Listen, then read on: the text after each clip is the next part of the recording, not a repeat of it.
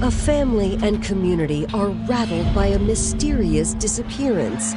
I knew in my gut something was fishy. His health had deteriorated, and he was on medications at the time of his disappearance. He had completely emptied his bank account, which contained over $200,000. There's something foul. Had a business dispute turned deadly? He came to me at tax time asking for a loan. Or were more personal motives at play? She would get close to the men who worked for her, develop a romantic relationship with them. As investigators search for the truth, alarming secrets are revealed, along with a murder conspiracy triggered by a brutal betrayal. They had many affairs. I can only believe he was blinded by love. Desire for a younger woman might have led him down a path where he shouldn't have gone. He said, "Frank's not missing, and I've known this since the night that it happened." Home to Southern Illinois University, Carbondale, Illinois becomes a bustling hub for both students and business during the fall and spring semesters. Carbondale was named for coal mines that were here in the hundreds of years ago, but it became a university town some time ago. It's pretty much small town living. The population pretty much doubled when the students were in session. But other than that, it was a good place to grow up. Carbondale was also home to Frank Stonemark, an entrepreneur who, alongside his wife Elaine, built a successful rental property business in the college town. When I met Frank and Elaine, they were a very hard-working couple. There was never a day when they weren't working, never a day when they weren't trying to go forward. The Stonemark rental started out small. Our first rental home was a home on the 4 acres out at Cambria. We rented that house immediately, which was bringing in income. We were a mom and pop type rentals. We both worked full-time. And at one point, it was over 100 properties. Frank and Elaine had 2 daughters and a son, and they taught them the value of hard work from a young age. It was a true family business. We all had our role, whether it was cleaning units, whether it was cutting grass, painting, repairs. We were expected to contribute to the family. Everyone had their own to-dos. I built 5 houses for my dad in Cambria from the ground up. He taught me a lot. Unfortunately, after 34 years of marriage, Frank and Elaine's relationship had grown second to their success. I don't know whether it was midlife crisis, but it more just felt like the shift was going. They're going apart. We had just gone to a class reunion, and we were en route home when I said we were going to get a divorce. And he ran off and got an attorney within 2-3 days. Frank bought Elaine out of their business, and the two parted ways. I had worked from the beginning of this marriage all along, nonstop, every day, and there was no way it was not going to be 50-50. And with that, it was a very rough divorce. It took about a year. While the Stonemark family did their best to move on, it was soon clear that Frank was far ahead of the curve. His family quickly learned that Frank had been having an affair with one of the Stonemark's tenants, a 33-year-old woman named Carmen Nuland. Carmen was from Romania. She showed up looking for a rental, and I rented to her for 3 years until the divorce. So 3 years, I saw her every month as I got the rent from her. Honestly, I think my dad saw a younger woman, obviously 22 years younger than him, that was showing some interest, and I'm sure it was flattering to him. I mean, he was, trading an older version in for somebody younger, hanging on to his youth. With his divorce behind him, Frank appealed to his children to accept Carmen as his new girlfriend. They'd been seeing each other, and I knew about it, and he was trying to, oh, she's great, and you need to go and spend time, and let's go do this, and I'm in love with her. They bought a large piece of property where he built his home and resided with Carmen. Frank and Carmen tied the knot in 2010. The newlywed couple entered into a partnership in life and in Frank's company, Stonemark Rentals. He would go get his work done, come home, jump in the pool, and relax. Carmen was taking care of all of the finances. You can see that in the early stages, they were very fond of one another and seemed to be headed in the same direction and did not bicker. By 2017, Carmen and Frank approached 20 years together, and the partnership seemed to have proven itself a success. Frank began spending more time at home with his wife and handing off the bulk of his responsibilities to his employees, especially his right-hand man, James Deese. James worked for my dad, lived on his property.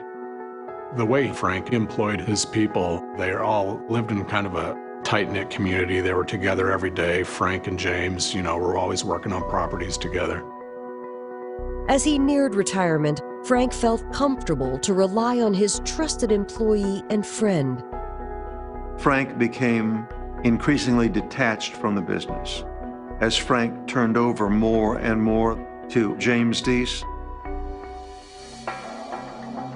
In the fall of 2017, Frank was finally settling into his golden years with Carmen by his side.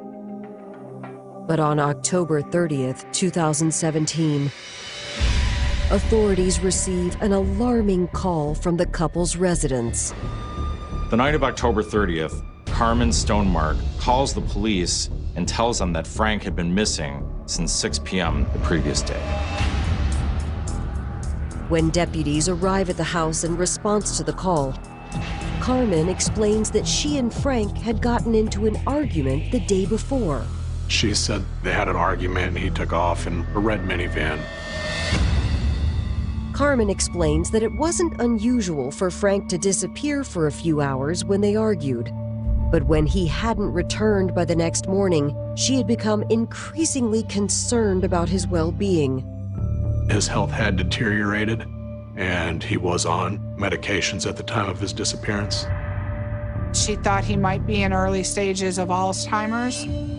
Carmen tells authorities that his medication is still at the house. Now that 24 hours have passed, she's worried he may be in trouble. It's been my experience that sometimes a vehicle is easier to find than a person. You run the vehicle through our databases, see if any law enforcement agencies have ran the plate or had any contact. In addition to putting out an APB on Frank's red van, police reach out to Frank's family in the area. It's fairly late, I'm gonna say 9-ish. A Paulding County deputy knocked on the door, started asking questions. Was Frank Stonemark here? No, he's not here. Do you know where he is? As far as I know, he's gonna be up at his house. So you've not seen or heard from him? We didn't know if maybe he had your address and would have come here. Like, no, nothing like that's happened. 10, 15 minutes later, we get a phone call from our mom saying the sheriff's department had been to her door asking if she had seen or heard from her ex-husband. And they said, well, he's missing. Is he here? And I go, no, I haven't seen him for over 20 years. I was pretty much 100% sure that something bad had happened. Coming up, as detectives search for Frank Stonemark, a series of alarming clues deepens the mystery. His passport was missing. He came back for still more money. And this time, Frank was not right. There was something visibly wrong. And a troubling secret will change everything police thought they knew about the case. She would get close to the men who worked for her, develop a romantic relationship with them and move past that and on to the next person. Police in Carbondale, Illinois are searching for missing resident and businessman Frank Stonemark. The 76-year-old had left his home in his red minivan after a marital spat with his wife Carmen, and neither he nor his vehicle have been seen in more than 24 hours. Generally, with a missing persons case, someone's reported missing, they show up within the next few days. Police thought it would be routine. Frank would show up in the next few days. When he didn't, they started checking properties, contacting associates, see if they saw him. Nobody had heard anything. Then, on November 3rd, 5 days after Frank went missing, Carmen contacts detectives and explains she's just made a peculiar discovery. His passport was missing. Carmen said that she believed that Frank had drained his personal bank account, which had over $200,000 in it. But Carmen alleges there could be an entirely logical explanation. Carmen believed that Frank may have gone to a vacation property in the Dominican Republic. My parents had a vacation home in the Dominican Republic. So we grew up going to the Dominican Republic. My dad liked to scuba dive. That's how he stumbled across the island, fell in love with it. So they bought some land and built a house. Carmen told authorities that Frank continued to do business in the Dominican Republic. She said he was always looking for investment opportunities there. When Frank went missing, Carmen believed that Frank had just went down there to get away for a while. Investigators contact Frank's children to follow up on the potential lead. Carmen wondered if my dad had gone to the Dominican Republic, and I said, no, I'm sure he wouldn't have gone there. That wasn't a piece of property that he retained through the divorce. Police can't find any evidence that Frank had purchased a plane ticket. And there's no record with U.S. Customs that his passport had been used to travel. Her story of he left with a wad of cash didn't add up. As an investigator, I think over the years, you kind of learn that whatever information you get, you don't really take it at face value. You dig into it, and you got to check into everybody's statements and what they say. We started checking bank records, digging deeper into associates. Detectives start with Frank's longtime employee, James Deese, to see if he can shed any light on the mystery of Frank's whereabouts. James Deese was a maintenance man who worked for Frank and Carmen, and James Deese was living on their property in DeSoto.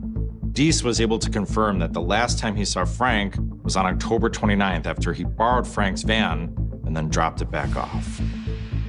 James tells police that Frank seemed upset that day, but he didn't know why. When Frank took the keys from James, he immediately got inside and drove away. No belongings, no bags. That might have been the last time anybody ever saw Frank.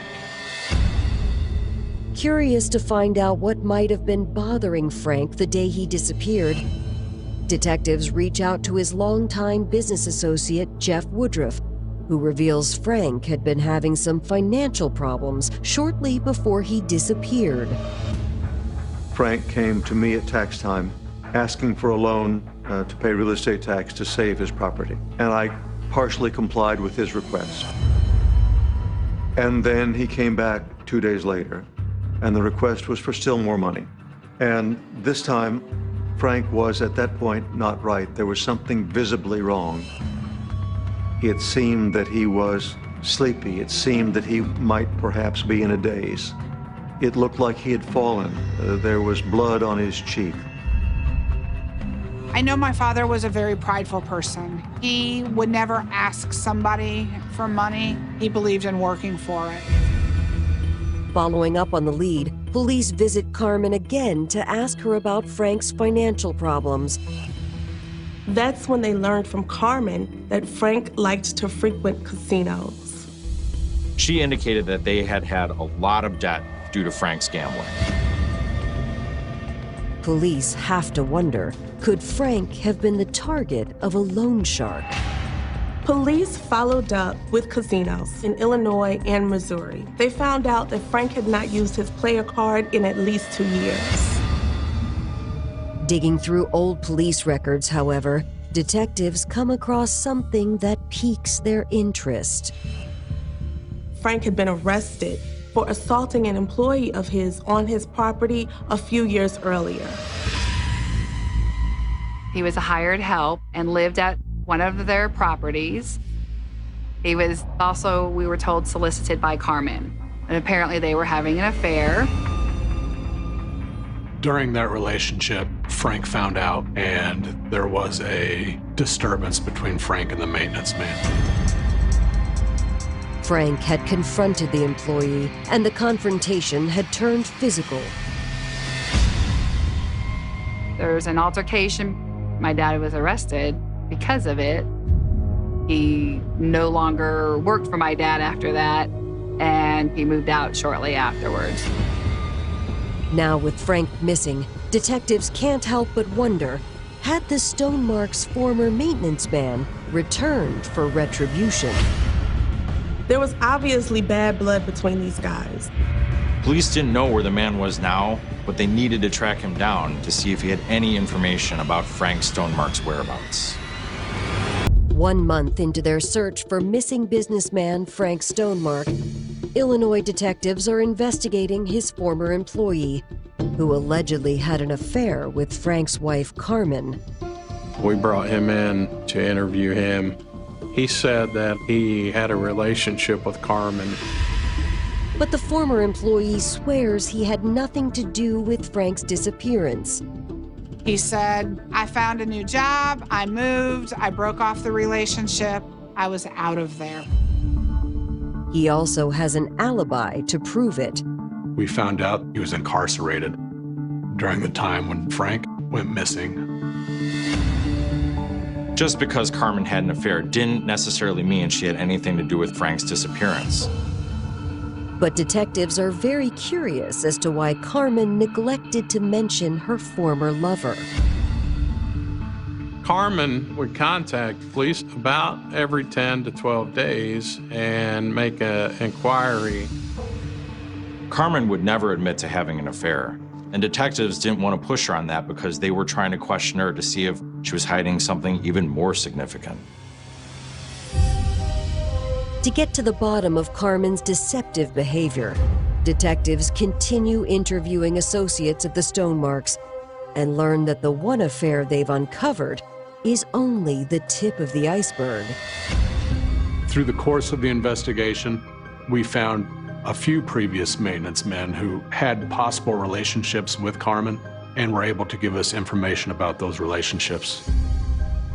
Frank had a series of live-in maintenance men. It is a true statement that as Frank became increasingly detached from the business, as Frank came to trust Carmen completely to open the mail, to pay the bills, to do the planning, there came times when Carmen was generally in the presence of maintenance men and not in the presence of her husband. We learned that Carmen would get close to the men who worked for her, develop a romantic relationship with them, and ultimately get what she needed and then kind of move past that and on to the next person. When it came to Carmen and Frank's marriage, it was obvious that there were some issues with infidelity. Some people even suggested they wouldn't be surprised if Frank up and left Carmen. But as months pass without a word from Frank, his family begins to fear the worst. I was clinging on to hope. I had a last known cell number. I called that number. I texted that number. I finally would leave messages begging and pleading, letting him know I loved him. You know, it's just everything that you go through because you think that, is he hurt somewhere? Then on March 17, 2018, nearly 5 months after Frank went missing, police receive information that Frank's red van has been spotted across state lines. It was in a parking lot in Paducah, Kentucky. Once we had that information, immediately we got into our vehicles. We went immediately to locate the van, 90 minutes away from us. I think all our minds are kind of racing. We're all excited of exactly what we're going to find inside the van. We drove to Paducah to a Kmart parking lot, and we saw the van sitting there. And it was parked in the last row on a main street, probably thousands and thousands of cars passing it on a daily basis for months. And it was just hiding in plain sight. When I walk up to the back of the van, I could see two windows are tinted, but it looked like there was like a red smear. Once investigators secure the van, crime scene technicians confirm detectives' suspicions. We used a luminol type liquid around the back end of the van, and through luminol we could see there was obviously blood had been in that van. At that point, investigators were pretty sure that they had just found Frank's blood, and to them, that likely meant foul play was involved. But what had happened to Frank? Before detectives can answer that question, they receive an unexpected phone call from Frank's trusted employee, James Deese. James Deese contacted us, said he had information about the Frank Stonemark missing persons case. So in response to that call, I went in and did an interview with Mr. Deese. When James came forward in March, he told detectives that living on the farm and being around the Stonemarks so much, he had witnessed some pretty shady things, and there was just no way he could keep silent anymore. James said, "Frank's not missing, he's deceased." And I've known this since the night that it happened. So when I heard that, I thought I better buckle in because we're going to be in for some long interviews and a lengthy investigation. James tells police that on the evening of October 29th, Carmen called him at 10 p.m. and said she needed his help. When he arrived at the Stonemarks' house, he says he found his friend Frank lying dead on the floor. James told police that there was blood pooled around Frank's head. He said he didn't know how Frank had died, and Carmen wouldn't give him any details. James says that Carmen asked him to help her move Frank's body, but he refused and went back to his trailer.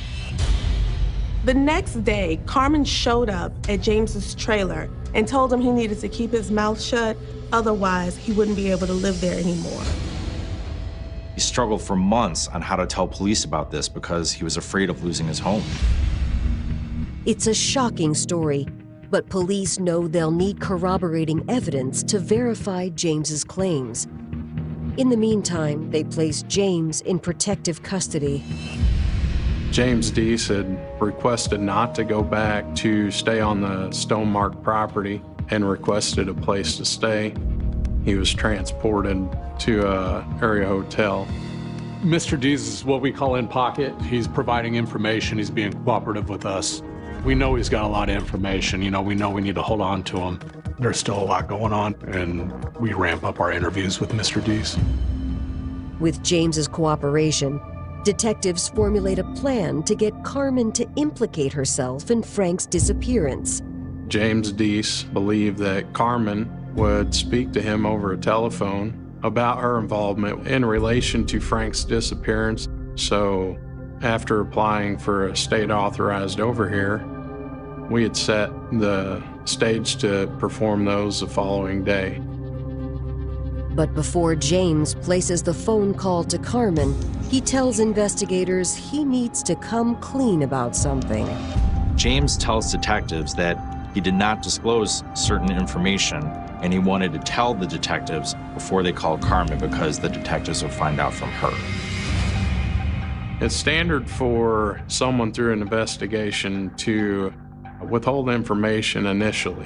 And the more we speak with them and the longer we talk with them, we gradually get a little more information each time. At that time, I learned that James Deese had assisted Carmen in moving Frank's body. James reiterates that after he discovered Frank was dead, Carmen threatened to kick him off the property if he didn't help her. So he'd reluctantly agreed to help Carmen move Frank's body. They wrap him up in a piece of plastic sheeting. They drive him to an abandoned rental property 20 miles south of their property. James said that he and Carmen moved Frank's body from out of the van, placed it near a shed, and then James covered it up with tree limbs. The next day, Carmen insisted that they dump Frank's van. So James drove it over to Paducah and got a ride back from Carmen. Detectives have a hard time understanding why James would agree to help Carmen commit such a heinous crime. They do, however, have their suspicions. Carmen had a pattern of infidelity, and she often became involved with employees. So police began to suspect that there was something romantic between she and James Deese. On March 17, 2018, nearly 5 months after the unexplained disappearance of Frank Stonemark, his former employee, James Deese, has come forward with information that Frank was murdered and his wife, Carmen, was responsible. Detectives kept questioning James as to why he was helping Carmen. And that's when James admitted that him and Carmen were former lovers. After he started working for them, she would give him rides to job sites and to different areas. And it was learned that a short time after he started working directly with Carmen, that a sexual relationship had developed between the two of them. James tells detectives that despite his loyalty to his friend Frank, he couldn't resist Carmen's advances. That relationship, it was described that things got hot and heavy and became a little more involved as the romance continued. Him and her continued a sexual relationship for a period of around 6 months. And it seemed to us like that relationship had soured or was in the process of souring. And that's essentially why Mr. Deese came in to speak with us. But is James telling the truth? Before investigators can confront Carmen, she reaches out to them about a separate matter. During that time, someone had broken into one of their rental properties, just kind of coincidentally. She had called in to report the break-in and listed Mr. Deese as a suspect. You know, us knowing what we know, he'd been with us, so we knew he wasn't a suspect. Investigators took the report from Carmen, but they also filled in James as to what Carmen was saying. And that's when the detectives decided to have James call Carmen so they could record the conversation. Detectives listen in as James makes contact with Carmen. One of the things Mr. Deese talks to Carmen about is, hey, the police reached out to me and told me that you said I'm a suspect in this break-in. You better call them and you better tell them that I didn't have any involvement with their break-in, or I'll tell them, you know, the real story of what's going on. Almost immediately after that conversation, she called the sheriff's office and left a message with one of our patrol sergeants that she doesn't believe it's him anymore. That call was pretty damning. It indicated that Carmen knew a lot more than was letting on about Frank's disappearance. Before approaching Carmen, detectives pressed James for more information. Detectives told him, if you want to get out of this situation with a plea deal, you have to tell us everything. Initially, James implicated that Carmen was the one who killed Frank Stonemark, but we ultimately learned that it was a combination of the two plotting and planning to commit this act. James says the events that led to Frank's death started not long after he and Carmen began sleeping together. What we were told in the interview was that Carmen would come to his residence on a regular basis, and she would make him breakfast and they would engage, in romance. They would have times when they would talk privately, and Carmen would confide in him of her distaste in her marriage and in Frank. She would say things to him like she wished Frank was dead. One particular morning, she confided that she didn't want to be married to Frank anymore, but when he inquired why she didn't just leave him, she would make statements that if she left, she would not get anything, so that's why she couldn't just leave the marriage. Mr. Deese essentially explains that Carmen told him that he has to kill Frank so they can be together and live happily ever after. James tells detectives that as their relationship continued, Carmen became increasingly anxious about killing Frank. And on the evening of October 29th, she forced James to become involved in her deadly plan. James tells investigators that on the evening of October 29th, Frank asked James to come over and watch a game. At some point, Frank gets up to go in the kitchen, and that's when Carmen comes out and tells James to go kill him. James expressed that Carmen told him to come. She positioned Frank in the kitchen area where his back was to a sliding glass door, and she had removed a wooden piece that held the door shut and told James to come around through that door and come inside that door, and she would have Frank distracted and for him to kill Frank. She was ready for this to be done. But James told Carmen he didn't want to kill his boss and good friend.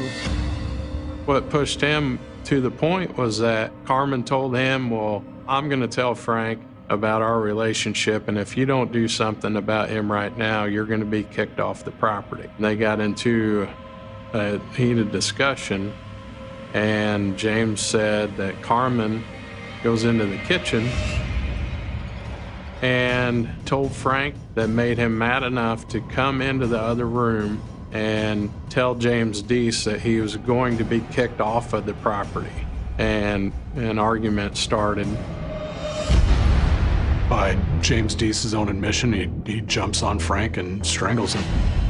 James Deese grabbed Frank by the neck and told us he recalled squeezing his neck until he heard a pop. He admitted that he had been the person who actually killed Mr. Stonemark. At that point, he and Carmen disposed of Frank's body on another property about 20 miles away. According to James, it wasn't long before Frank's family came looking for him. One of his daughters contacted Carmen Stonemark and questioned her about the disappearance and told her she was going to come to Southern Illinois and start checking some properties. Carmen started discussing her concern that somebody was going to locate where they had placed Frank. So it was determined that they had to move the body. James says that's when Carmen came up with a plan to get rid of Frank's body for good. Sometime in the month after Frank had disappeared, James and Carmen went back to where they had dumped Frank's body. They brought it back to the Stonemark house. And then Carmen gives James a chainsaw and tells him to cut up the remains. He confessed to dismembering Mr. Stonemark. It was unsettling. He said Carmen would load the pieces into a trash bag, and as he continued to do the part he was working on, Carmen would tie the trash bags up. They burnt the remainder of Mr. Stonemark in burn barrels. James actually drew maps for detectives to find the burn barrels, and detectives secured warrants to go out and search those.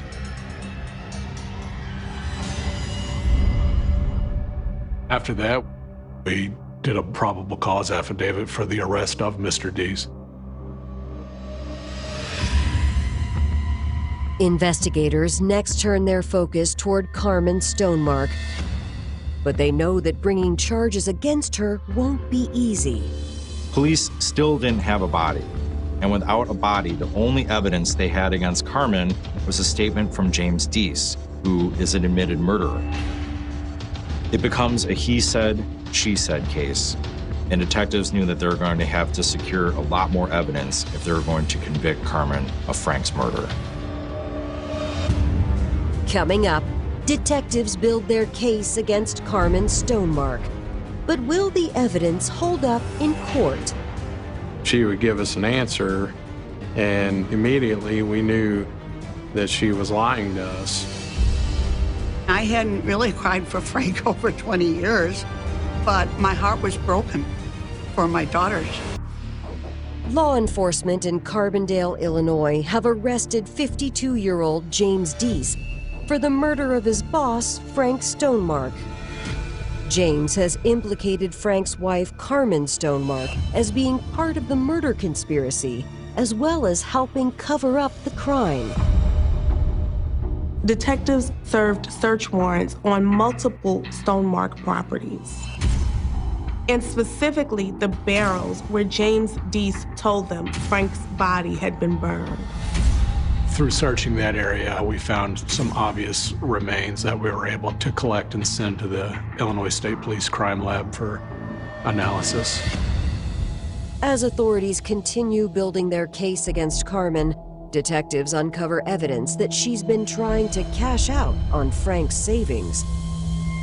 Carmen believed that Frank had a substantial amount of money in a separate account, and through our investigation, we learned that Carmen, after Frank's disappearance, was taking steps in trying to gain access to some of the properties and the monies with Frank being gone.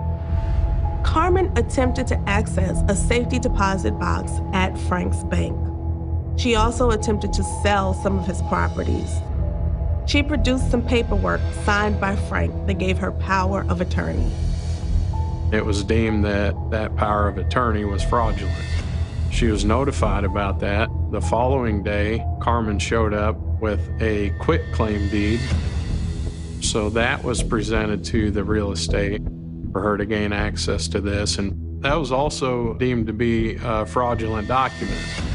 It wasn't only suspicious to us, but the realtors and tax assessors and the people who work with those documents all the time immediately knew that there was something wrong. It just doesn't make sense for your husband to be missing and for the instant reaction to be, hey, I want to go ahead and sell some of these properties and transfer deeds and change things. In the meantime, James Deese continues to cooperate with authorities. And on July 9th, 2018, he agrees to take a plea deal. James pled guilty to first-degree murder, and he agreed to testify against Carmen in exchange for a reduced sentence. So for detectives, this was the icing on the cake. And then they went after Carmen.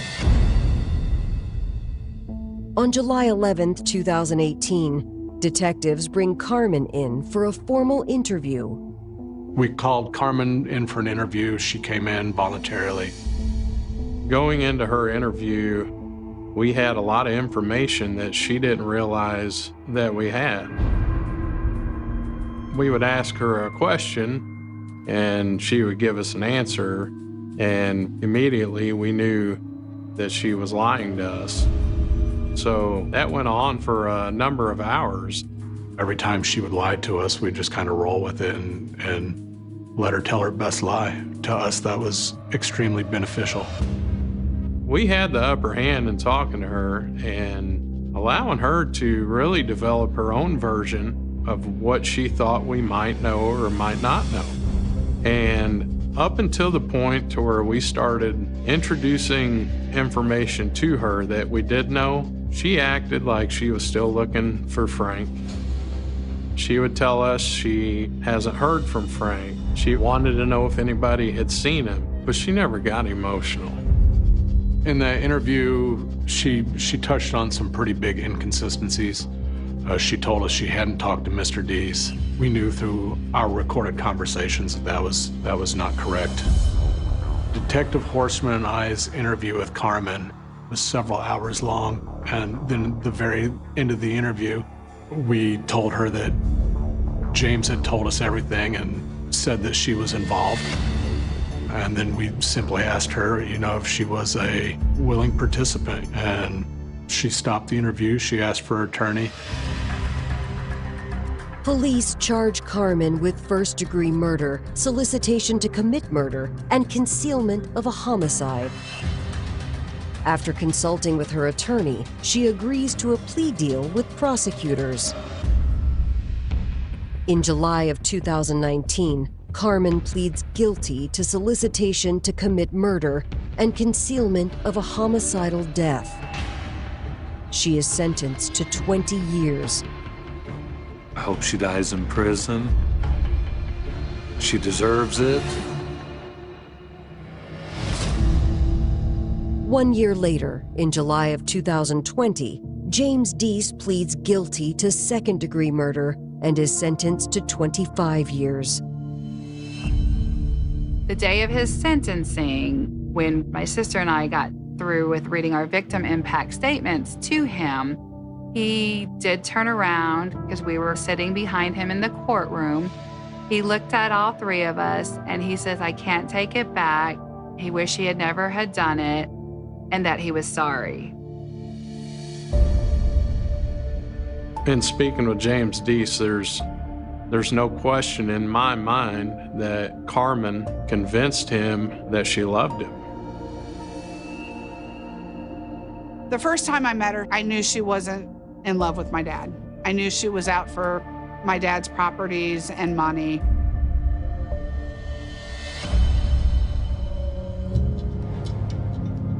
I hadn't really cried for Frank over 20 years, but my heart was broken for my daughters, and no one deserves to be killed. No one. I never stopped loving him. I'm sorry that I wasn't more persistent in keeping in touch and that I let her keep us apart. It wasn't fair to him.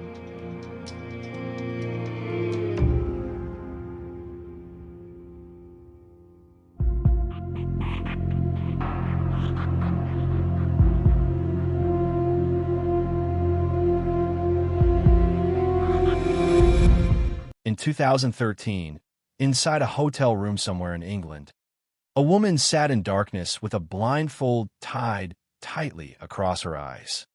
The room was quiet except for the faint movement of another person nearby. She believed she was with the man she loved, a man she had trusted for years, a man named Kai Fortune.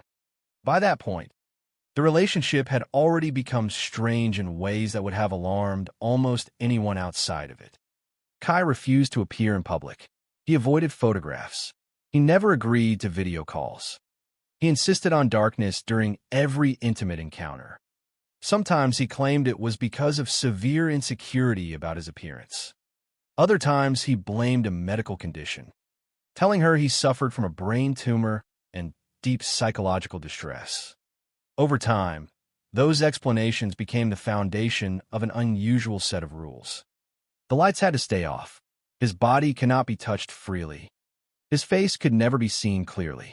And during sex, she often had to remain blindfolded. Yet by then, none of those conditions felt impossible to her anymore.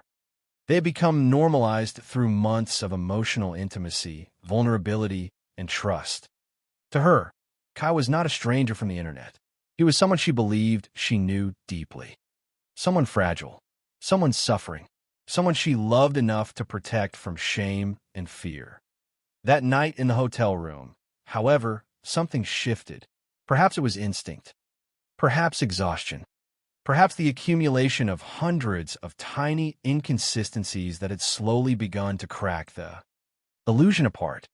Whatever the reason, in a sudden moment of doubt, she reached up and removed the blindfold from her eyes.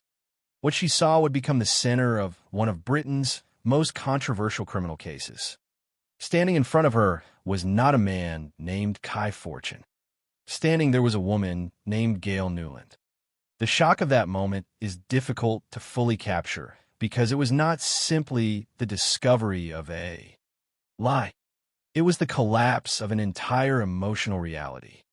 According to court testimony, the woman, later known publicly under the pseudonym Lizzie, immediately panicked and fled the room. Within hours, police became involved. Soon afterward, a deeply unusual case began moving through the British criminal justice system, dragging with it questions that were far larger than the people involved. Questions about identity, consent, manipulation, online deception, and perhaps most importantly, questions about what happens when intimacy is built entirely on fiction. The Gail Nuland case would later divide public opinion across the United Kingdom. Some viewed it as a clear example of calculated sexual deception, a prolonged manipulation in which consent had been obtained through lies so fundamental that true consent could never have existed at all. Others believe the case exposed dangerous legal gray areas involving gender identity, sexual autonomy, and the limits of criminal law. Media coverage intensified the controversy. Headlines focused on the bizarre details, the blindfolds, the fake male persona, the years-long deception. But beneath the sensationalism was something quieter and far more disturbing. At its core, this was a story about emotional trust, about loneliness, about the power of online identities, and about how easily human beings can sometimes accept impossible explanations when love, fear, and vulnerability become entangled together. By the early 2010s, the internet had already transformed modern relationships. People were falling in love through screens long before they ever met in person. Social media profiles became extensions of identity. Text messages created intimacy between strangers separated by hundreds of miles. Entire emotional lives could exist digitally, detached from physical reality. Most of the time, those connections were genuine, but not always.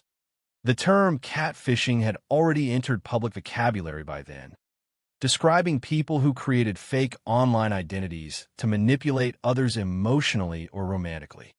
Usually these stories involved stolen photographs, fabricated biographies, and emotional betrayal once the deception was exposed. But the Gail Nuland case was different. This was not simply about someone pretending to be more attractive online, nor was it limited to emotional dishonesty conducted safely behind a computer screen.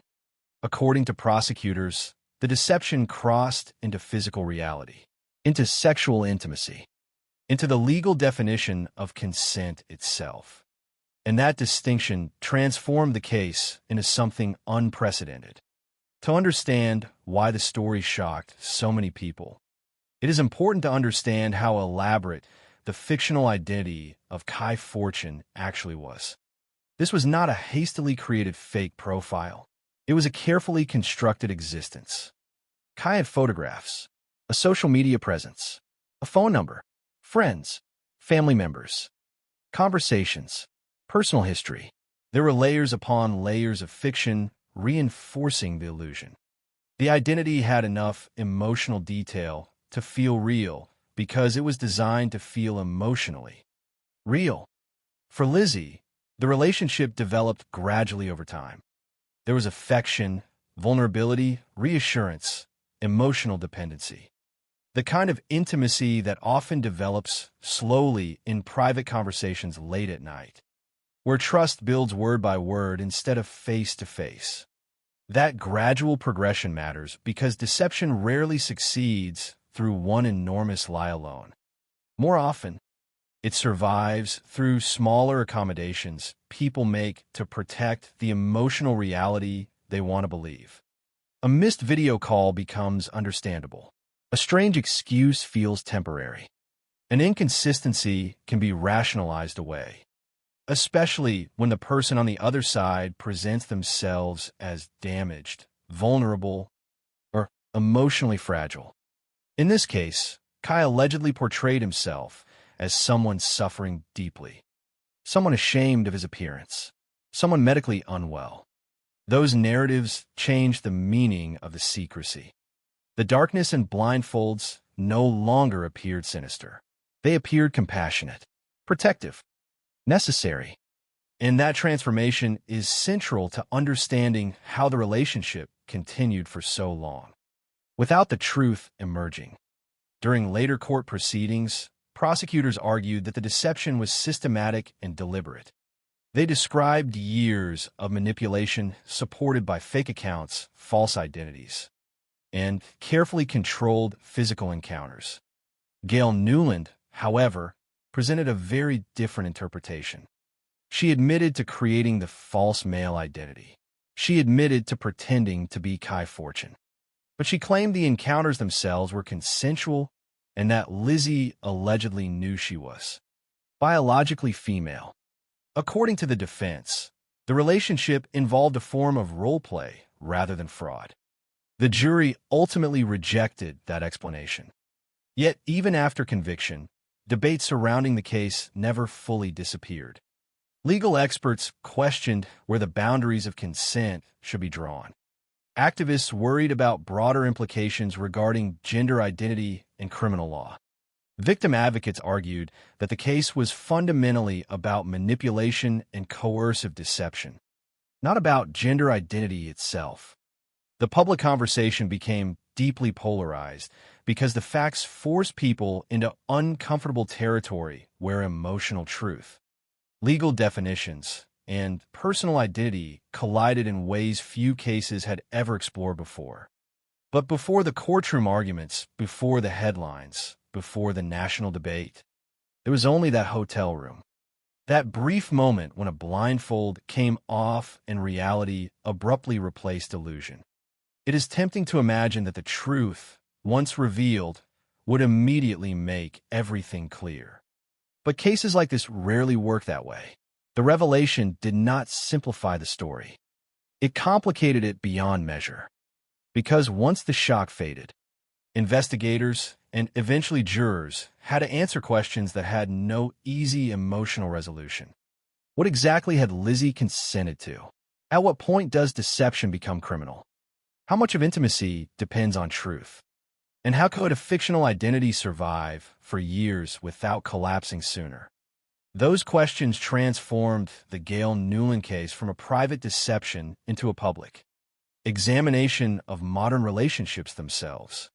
In many ways, this story could only exist in the digital age, an era where people can build entire alternate selves online, where intimacy often develops long before physical presence, where loneliness, secrecy, and reinvention can blur together until fiction feels emotionally indistinguishable from reality.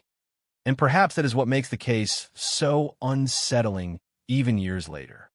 Not simply the deception itself, but how ordinary parts of human vulnerability made the deception possible.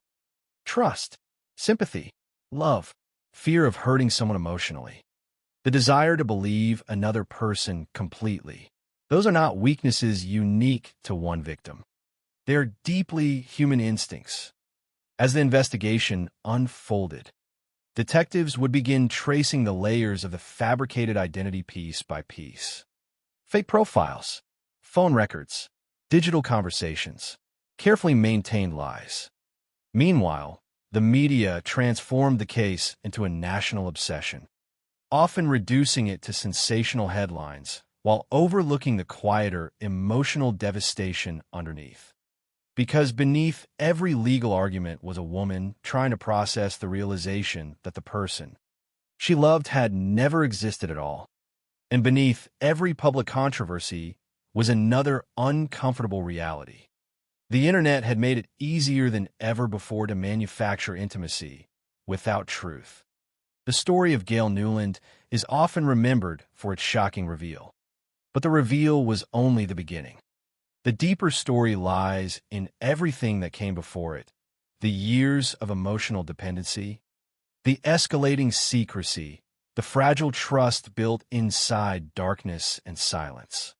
And the even deeper story lies in what came afterward, when courts, journalists, activists, and the public all struggled to answer the same impossible question.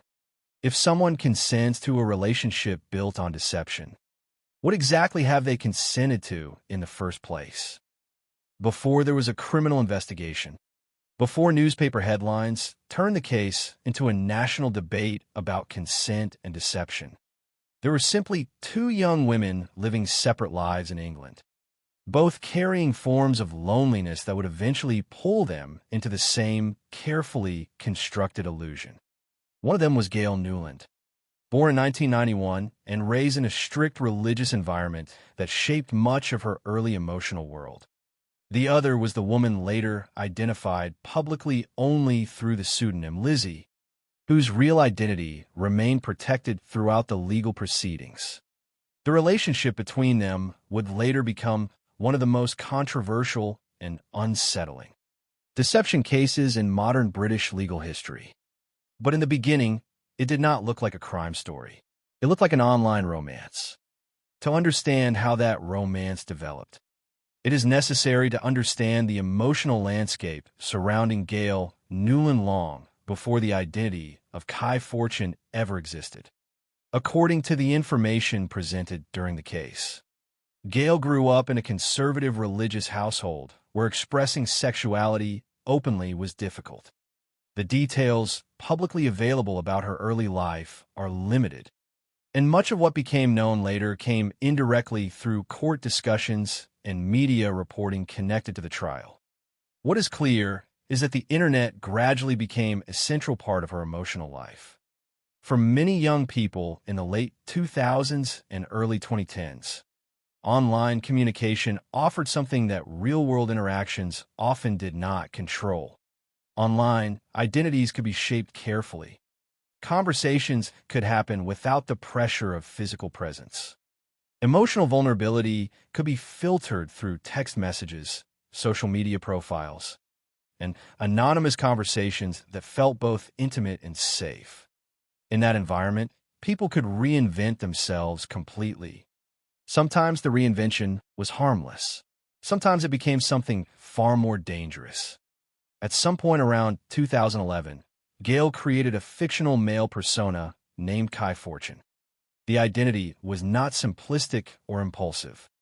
It was detailed, layered, and sustained over a long period of time. The photographs attached to the profile belonged to a real man whose images had reportedly been stolen and repurposed to construct the fake identity. But the photographs were only one piece of a much larger fabrication. Kai Fortune had social media accounts, a backstory, emotional depth, personal struggles, methods of communication, and even a surrounding network of fictional people. According to reports presented during the legal proceedings, there were fake friends and fake parents involved in maintaining the illusion. The deception extended far beyond a single fake profile. It resembled an entire manufactured existence. And like many carefully maintained online personas, the fictional identity appears to have evolved gradually over time, becoming more elaborate as emotional investment increased. There is something psychologically unsettling about long-term deception cases because they force people to confront how much trust modern relationships place in digital communication. In older forms of courtship, physical reality typically arrived early. People met through families, workplaces, schools, or shared communities. The internet disrupted that pattern entirely. Two people could now exchange intimate thoughts for months or years without ever fully verifying who the other person actually was. Emotional connection could develop independently of physical truth. In the Gail Nuland case, that gap between emotional intimacy and physical reality became the foundation of everything that followed. Somewhere during the existence of the Kai Fortune persona, Gail met Lizzie online. The exact details of their earliest interactions remain private. But according to the available information, the relationship developed through messages, phone conversations, and digital communication. Over time, emotional intimacy grew between them. To Lizzie, Kai appeared sensitive, vulnerable, emotionally complicated, and deeply invested in the relationship. Those qualities matter because deception rarely works through domination alone. It works through emotional reciprocity. People trust those who appear to trust them in return. They become protective toward vulnerability. And Kai's vulnerability became one of the central emotional mechanisms sustaining the relationship. According to court testimony later discussed publicly, Kai claimed to suffer from serious health and psychological problems. He reportedly told Lizzie that he had a brain tumor. He described deep insecurities about his body and appearance. He portrayed himself as someone emotionally fragile and damaged. Those narratives fundamentally shaped the dynamics of the relationship because they reframed unusual behavior as understandable suffering. What might otherwise have appeared suspicious instead became evidence of pain and insecurity. This is one of the most important aspects of the case because the deception was not maintained through force or threats. It was maintained through emotional conditioning and gradual normalization. The more Lizzie cared about Kai, the more willing she became to accommodate his fears and unusual requests. The process appears to have unfolded slowly rather than dramatically. First, there were limitations, then explanations, then emotional appeals, and eventually strict conditions governing how physical intimacy could occur. Kai reportedly insisted that he could not be seen clearly. He avoided public appearances. He refused video calls. When physical meetings became part of the relationship, the rules became even more unusual. Darkness was required. Blindfolds were introduced. Physical contact with certain parts of the body was restricted. Lizzie was allegedly told not to touch him freely or look directly at him. To outsiders, those demands would likely appear immediately alarming. But inside emotionally dependent relationships, abnormal conditions often become normalized through repetition and trust. Human beings adapt surprisingly quickly to situations that initially feel uncomfortable if those situations are framed as necessary acts of compassion or understanding. In this case, the fictional illness narrative played a critical role. If Kai truly suffered from severe emotional distress and medical trauma, then secrecy became not suspicious, but sympathetic. The relationship also existed within the intensely private emotional space of internet romance, where emotional disclosure often develops faster than physical familiarity. In many online relationships, people learn intimate personal details about each other long before they share ordinary real-world experiences. That inversion can create a powerful illusion of deep understanding while simultaneously leaving enormous gaps in actual knowledge. By the time doubts emerge, emotional attachment may already be strong enough to override instinct. According to later reporting on the case, Lizzie fully believed she was in a relationship with a man. That belief shaped the meaning of every interaction they had. It shaped her understanding of the physical encounters. It shaped the emotional vulnerability she invested into the relationship. And it shaped the eventual trauma that followed when the deception collapsed. During later legal proceedings, prosecutors argued that this distinction was central to the issue of consent itself. But long before courts examined the case legally, the relationship functioned emotionally as something real to Lizzie.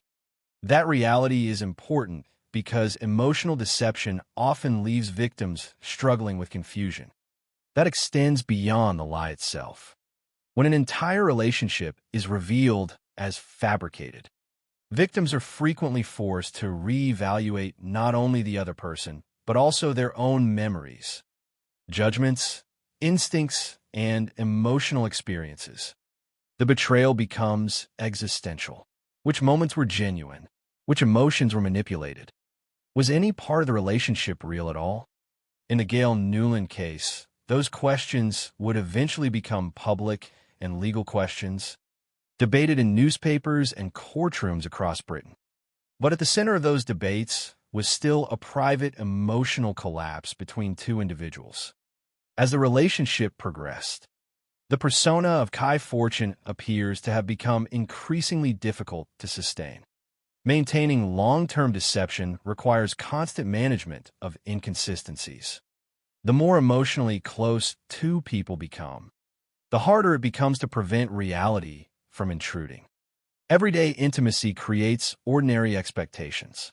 People want spontaneous photographs, public meetings, physical familiarity, video calls, shared social spaces. The Kai persona had to continuously invent explanations for why those normal experiences could not occur. According to the case details, Kai avoided appearing publicly and continued reinforcing narratives about illness, insecurity, and emotional trauma. Over time, the secrecy itself became part of the relationship's emotional structure. It created a strange imbalance where Lizzie was constantly adapting herself around Kai's limitations. This gradual adaptation process is deeply important in understanding manipulation. Rarely do people agree immediately to extreme circumstances. Instead, boundaries shift incrementally. Small accommodations lead to larger ones. Unusual behavior becomes routine. Emotional dependency encourages compliance because challenging the situation begins to feel emotionally risky. In this case, the relationship reportedly continued for years under increasingly bizarre conditions without the truth being exposed. That longevity is one reason the case attracted such enormous public attention later. Many people struggled to understand how such deception could survive for so long. But investigators and legal analysts examining the case emphasize something often misunderstood about emotional manipulation. Intelligence alone does not protect people from deception. Trust changes perception. Love changes perception. Sympathy changes perception. And prolonged emotional investment can make contradictions feel less threatening because acknowledging them risks destroying the emotional reality a person has built their life around. The relationship between Lizzie and Kai existed almost like a closed world governed by its own rules. Within that world, blindfolds became normal, darkness became normal, secrecy became normal. The impossible slowly became emotionally acceptable because it was introduced gradually and attached to narratives of vulnerability and suffering. Meanwhile, outside that private world, the real person behind Kai Fortune continued maintaining the deception in increasingly elaborate ways. Fake social accounts continued operating. Communication remained active. The fictional identity stayed alive through constant reinforcement. One of the most disturbing aspects of the case is not simply that the deception existed, but how emotionally immersive it became. Kai was not presented merely as attractive or desirable. He was presented as wounded, fragile, in need of understanding. And that emotional framing transformed compliance into something that likely felt compassionate, rather than suspicious. By the time physical intimacy occurred, the relationship already contained years of emotional groundwork supporting the illusion. To Lizzie, she was not participating in something deceptive or bizarre. She believed she was protecting someone she loved from humiliation and emotional pain. That belief would later become devastatingly important in court, because once the truth emerged, every accommodation she had made out of trust suddenly appeared through an entirely different lens. Every explanation had to be reevaluated, every memory reconsidered. And behind all of it stood the fictional identity of Kai Fortune, a person who never existed at all. The physical relationship between Lizzie and the person she believed to be Kai Fortune did not begin suddenly. By the time they met in person, the emotional architecture supporting the deception had already been constructed over months of private conversations. Vulnerability, reassurance, and trust. That foundation mattered because it transformed what should have appeared alarming into something that felt emotionally justified. In ordinary circumstances, few people would agree to meet a romantic partner under conditions involving darkness, blindfolds, and strict rules against physical contact. But inside this relationship, those conditions had gradually evolved into expressions of empathy. According to the account later presented in court, Kai's supposed medical and psychological struggles explained everything. The secrecy was framed not as manipulation, but as necessity. He was supposedly ashamed of his body. He was supposedly emotionally fragile. He allegedly suffered from a brain tumor and severe insecurity. Every unusual demand came wrapped inside a larger narrative of suffering. And over time, Lizzie adapted herself around those demands because she believed doing so was an act of care. When their physical encounters began, the deception crossed into a different and far more intimate dimension. According to court records and public reporting, Gail Nuland disguised herself physically during the meetings. She reportedly wore male prosthetics, bound her chest, wore head coverings, and lowered her voice in an attempt to sustain the illusion of being Kai Fortune. The meetings themselves reportedly followed strict patterns. Darkness was maintained. Blindfolds were used. Physical exposure was tightly controlled. Lizzie was allegedly instructed not to touch certain parts of Kai's body and not to remove the blindfold. Those details would later become central evidence during the criminal proceedings because prosecutors argued they demonstrated deliberate and calculated deception. But inside the relationship itself, the atmosphere appears to have been emotionally complicated rather than overtly threatening. That distinction is important. This was not a case built around physical violence or obvious coercion. It was built around emotional dependency and sustained manipulation of perception. The encounters reportedly continued over a prolonged period of time.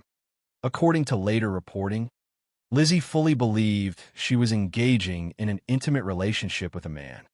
That belief shaped her interpretation of every encounter. It explained the disguises. It explained the darkness. It explained the restrictions. The more emotionally attached she became, the more the secrecy itself became part of the relationship's identity. There is a particular psychological phenomenon common in manipulative relationships where the victim begins participating in maintaining the illusion, not because they recognize it as false, but because protecting the illusion becomes emotionally linked to protecting the relationship itself. In this case, every strange rule was attached to Kai's supposed vulnerability. Questioning the rules risked emotionally hurting someone she cared about. So instead of challenging the inconsistencies directly, Lizzie appears to have rationalized them repeatedly. That process allowed the deception to survive much longer than many people later believed possible. During later public discussion of the case, some observers focused heavily on the bizarre practical details of the deception, asking how someone could remain unaware for so long. But those reactions often overlooked the deeper emotional mechanics involved. Human beings do not experience relationships like detectives examining evidence. They experience them emotionally, gradually, and often selectively. Contradictions do not always destroy trust immediately. More often, people explain them away because the emotional cost of confronting the truth feels too overwhelming. And in this case, the relationship had become emotionally significant enough that disbelief itself carried emotional risk. The secrecy also created a strange imbalance of power. Kai controlled the conditions of physical intimacy almost completely. According to the evidence later presented publicly, the encounters occurred according to highly specific rules that prevented normal physical familiarity from developing. The room remained dark.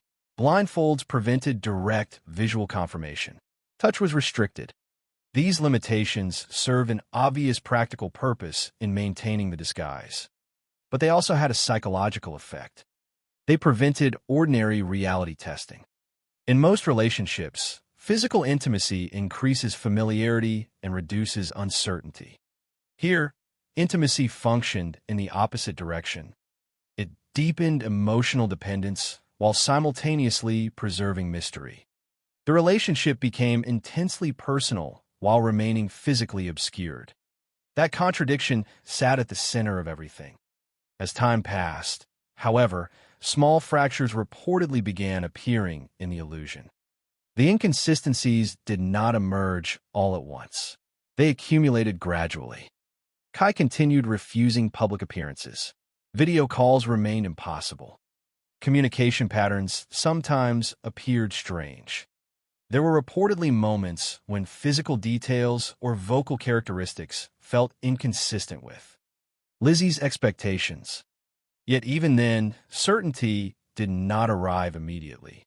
Doubt inside emotionally dependent relationships rarely appears cleanly. It emerges in fragments.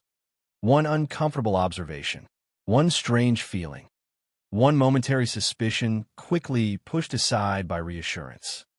People often describe manipulative relationships as confusing not because the warning signs were invisible, but because emotional attachment complicated their meaning. A contradiction alone rarely destroys trust if the surrounding emotional bond remains strong. And by this stage, the emotional bond between Lizzie and Kai had already been reinforced through years of communication and intimacy. According to reports discussed during the case, Lizzie eventually began experiencing growing uncertainty. Kai's behavior became increasingly difficult to reconcile with reality. The secrecy no longer felt temporary. It felt endless. Every attempt to move the relationship into ordinary public life appeared blocked by new explanations and new emotional appeals. Yet even then, the truth remained psychologically difficult to confront because accepting it would require acknowledging that the entire relationship itself might not be real. That possibility carries enormous emotional consequences. To realize you've been deceived romantically is painful. To realize the person you love may not exist at all is something far more destabilizing. It forces a collapse not only of trust in another person, but of trust in your own judgment and memory. Eventually, the emotional tension between belief and suspicion reached a breaking point. In 2013, during another hotel encounter, the fragile structure holding the deception together finally collapsed. The setting itself reportedly followed the same familiar pattern established throughout the relationship. Darkness, privacy, blindfolds, ritualized secrecy. But this time something changed. According to testimony later presented publicly, Lizzie removed the blindfold unexpectedly. In an instant, years of emotional fiction collided with physical reality. Instead of the man she believed she loved, she saw Gail Nuland standing in front of her. That moment became the defining image of the entire case because it represented more than the exposure of a disguise. It represented the violent collapse of an emotional reality. The shock reportedly triggered immediate panic. According to the available accounts, Lizzie fled the room almost immediately after discovering the truth. The emotional consequences of that realization are difficult to overstate. In cases involving long-term deception, victims frequently describe a sensation similar to psychological disorientation. Memory itself becomes unstable. Ordinary moments from the past suddenly appear sinister or false. Every previous interaction must be mentally reconstructed through a new understanding of reality. In this case, the revelation affected not only emotional trust, but also physical intimacy and consent. The person Lizzie believed she had been with did not exist. The medical narratives did not exist. The male identity did not exist. The years of secrecy suddenly appeared not tragic or sympathetic, but calculated. And once the deception became undeniable, The emotional atmosphere surrounding the relationship transformed completely. What had once appeared intimate and compassionate now looked manipulative and deeply controlling. Shortly afterward, police became involved. That transition from private emotional collapse to criminal investigation changed the nature of the story permanently. Until that point, the deception existed inside a closed emotional world shared between two people. Once authorities entered the picture, every message, every fake account, every explanation, and every intimate encounter became potential evidence. Investigators would soon begin examining the elaborate digital structure supporting the Kai fortune identity.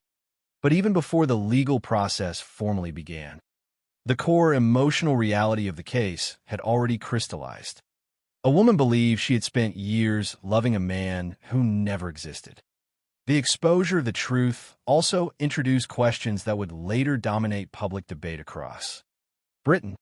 What exactly had Lizzie consented to during those encounters? Could consent remain valid if obtained through a fabricated identity? And where should the law draw boundaries around deception in intimate relationships? Those questions did not emerge immediately in the hotel room itself. In that moment, there was only shock, betrayal, panic, confusion. The legal complexity would come later.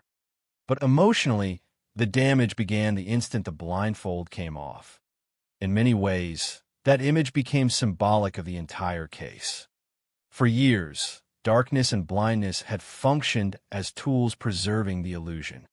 The relationship depended on control perception, on limited visibility, on carefully managed reality. The removal of the blindfold shattered not only the disguise, but the emotional framework sustaining it. And perhaps that is why the case continued haunting public discussion long after the verdicts were delivered. Because the central deception was not purely physical. It was emotional, psychological, and deeply intimate. The story forced people to confront uncomfortable truths about modern relationships, particularly those formed online. It exposed how identity itself could become performative, constructed, and manipulated. And it revealed how emotional trust, once established, can sometimes override instincts that would otherwise seem obvious from the outside.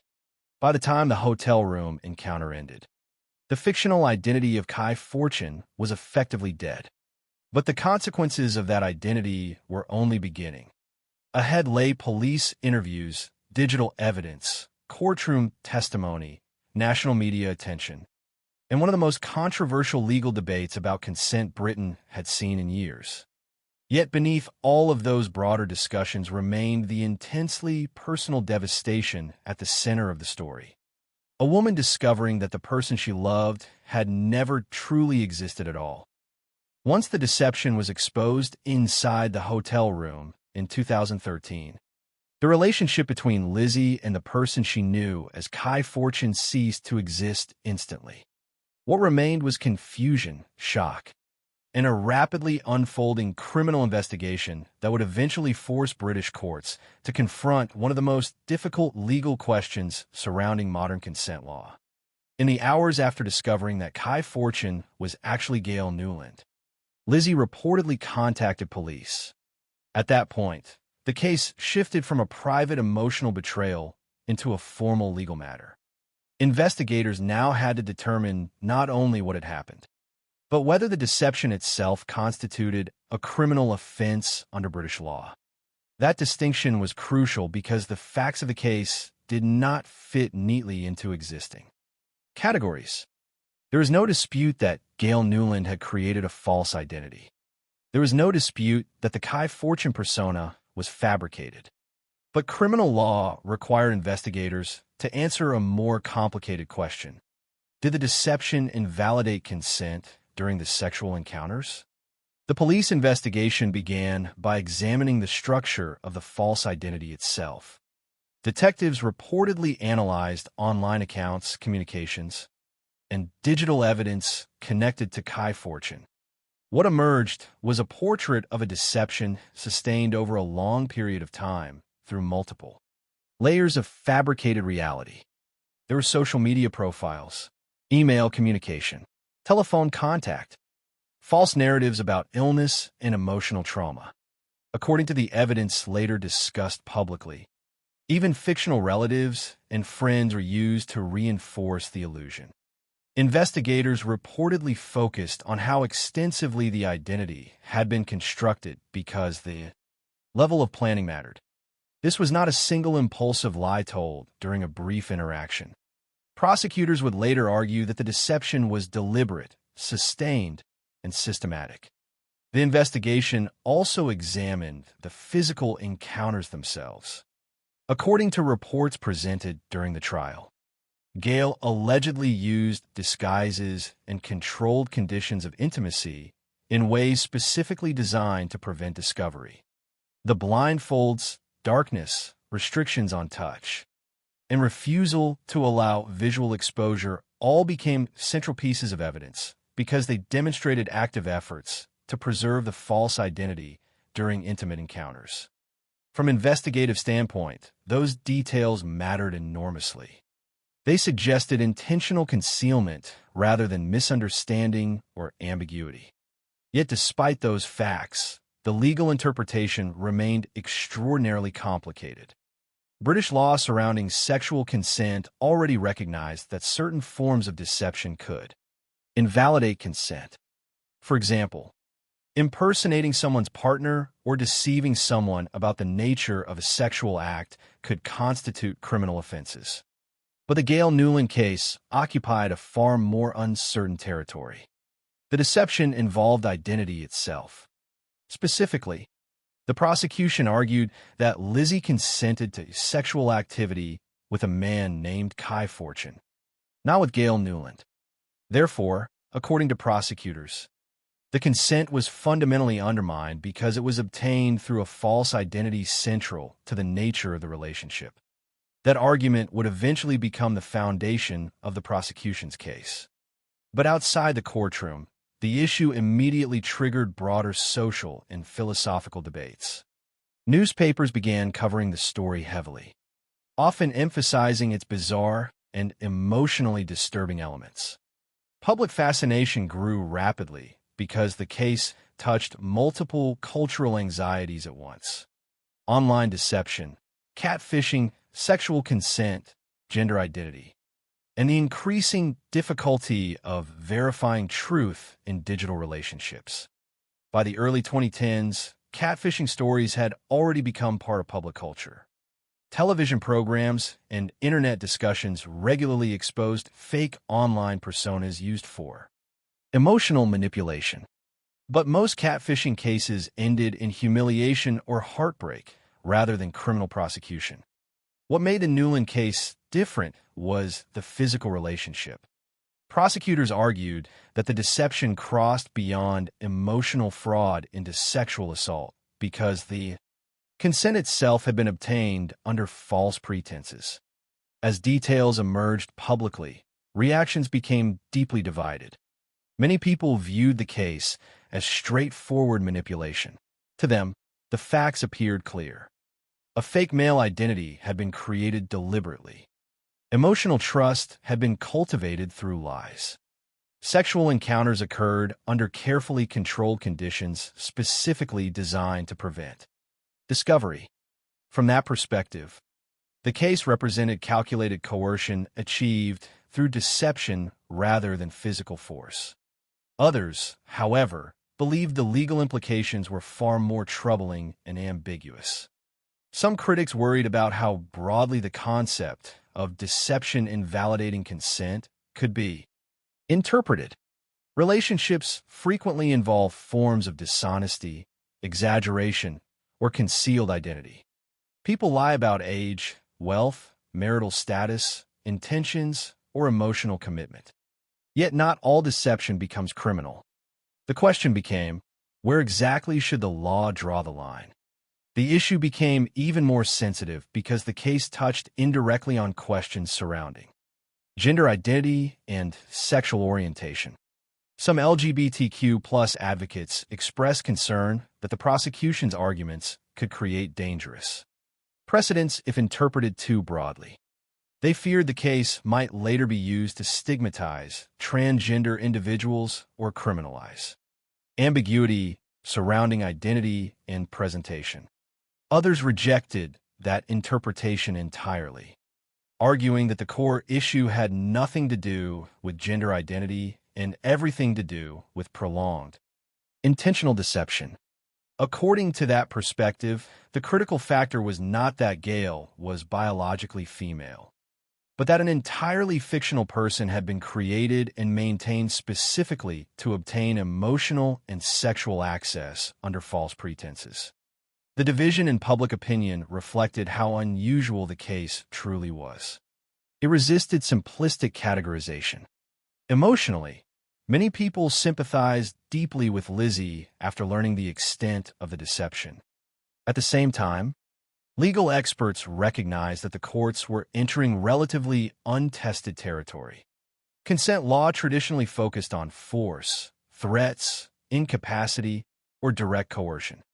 The Nuland case required courts to analyze psychological manipulation and identity deception in ways that existing legal frameworks had not fully anticipated. Meanwhile, investigators continued assembling evidence. Digital communication became especially important because the case existed largely through mediated interaction. Messages, online profiles, emails, and phone contact reportedly helped establish both the duration and complexity of the fabricated identity. The internet itself became part of the evidentiary structure. In earlier eras, maintaining such deception over years would have been far more difficult. But digital communication allowed identities to exist independently of physical verification. Kai Fortune did not need to appear consistently in real-world social environments because the relationship functioned primarily through controlled channels of communication. This aspect of the case forced many observers to confront uncomfortable truths about modern intimacy. Increasingly, emotional relationships begin online, where identity can be curated carefully and selectively. Social media encourages performance. Messaging platforms create intimacy without physical proximity. Entire emotional lives can unfold through screens. In most cases, those relationships are genuine. But the Nuland case exposed how vulnerable such environments can become when deception is introduced systematically. During the investigation, the prosecution's emerging narrative centered heavily on the idea of control. According to prosecutors, Gail allegedly controlled not only the fictional identity itself, but also the conditions under which intimacy occurred. The darkness, blindfolds, and restrictions reportedly served a single purpose: preventing the truth from being discovered. Investigators, therefore, interpreted the secrecy not as mutual fantasy or role play, but as evidence of deliberate concealment. The defense, however, would later present an entirely different interpretation. According to Gail's account, Lizzie allegedly knew the truth all along and willingly participated in a consensual form of sexual role play. This disagreement became perhaps the most important factual conflict in the entire case. Prosecutors described Lizzie as a victim deceived fundamentally about the identity of her partner. The defense described the encounters as consensual interactions between two people who both understood the underlying reality. Because many aspects of intimate relationships occur privately without independent witnesses, the case depended heavily on credibility, interpretation, and contextual evidence. As investigators prepared the case for prosecution, the national media continued amplifying public interest. Headlines often focused on the sensational aspects of the story: the fake identity, the blindfolds, the years-long deception. But beneath the tabloid fascination was a more unsettling reality. The case reflected broader fears about how modern technology alters trust itself. In the digital world, identity can become fluid, fragmented, and performative. People present idealized versions of themselves constantly online. The Nuland case represented an extreme version of that phenomenon, but it emerged from the same technological culture that increasingly blurred the boundaries between authentic and constructed identity. Another reason the case provoked such intense discussion was because it challenged traditional assumptions about victimhood and coercion. There was no allegation of physical violence forcing compliance. Instead, the prosecution argued that emotional manipulation and identity fraud fundamentally altered the meaning of consent itself. That argument required courts and the public to think differently about coercion. Could deception alone create conditions where meaningful consent becomes impossible? And if so, what kinds of deception qualify? Those questions grew increasingly urgent as the case approached trial. Legal commentators began analyzing how the outcome might influence future prosecutions involving online identity fraud and sexual relationships. Advocacy groups debated the ethical implications publicly.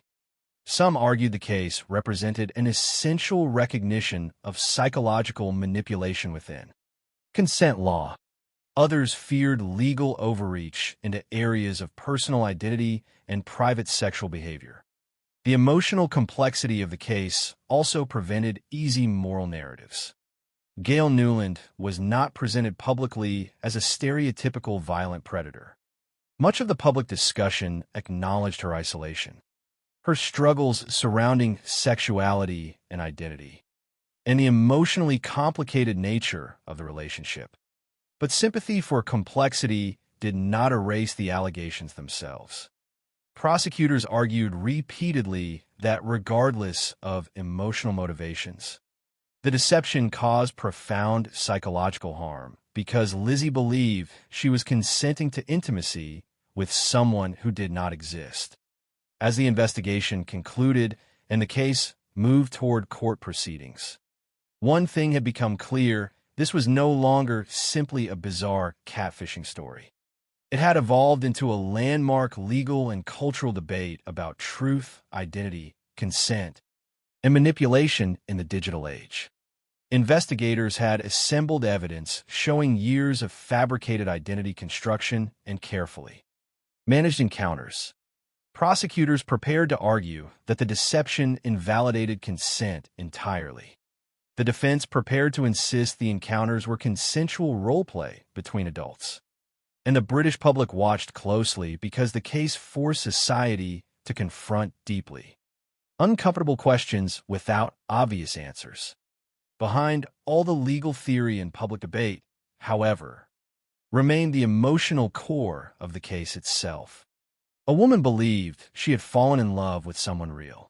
She trusted him, defended him, adapted herself around his vulnerabilities, shared intimacy with him, and then, in a single moment, discovered that the person she loved had never existed outside a carefully manufactured fiction. By the time the case reached Chester Crown Court in 2015, it had already become one of the most controversial criminal proceedings in Britain. What began as a private online relationship had transformed into a national legal debate about consent, deception, and identity. Newspapers followed the case intensely.